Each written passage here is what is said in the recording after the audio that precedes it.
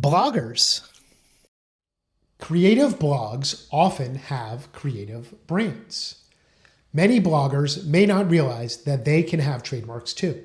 Blogs are a service, even if they're not for profit and have no income producing sales or advertising.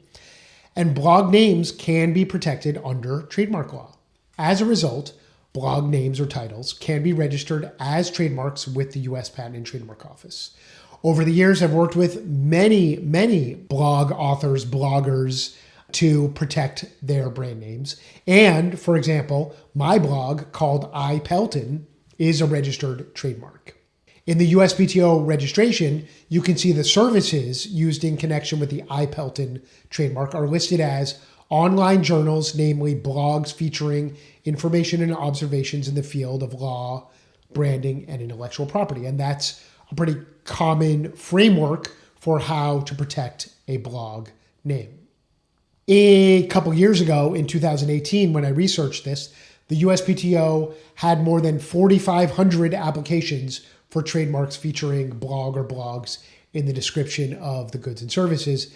And believe it or not, 15 years earlier, that number had been just 2. So that's how much blogging had grown over the years. And now, maybe blogging is not as popular as it was a few years ago, given all the other social media tools, but there are still a lot of blogs out there, mine for one.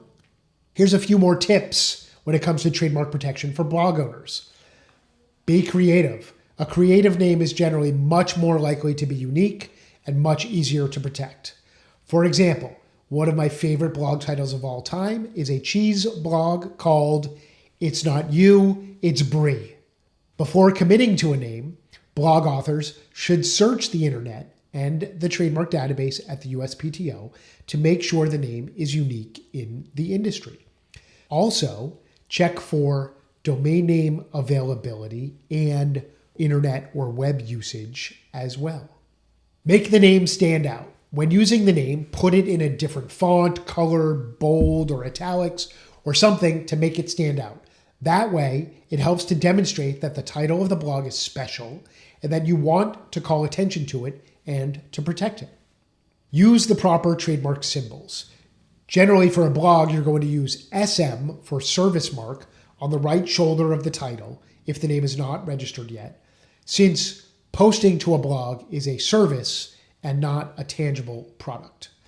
Once the blog name is registered, then you would want to use the R with a circle as frequently as possible to show others that you're protecting the blog name, which helps make it a stronger brand and enhances its legal protections.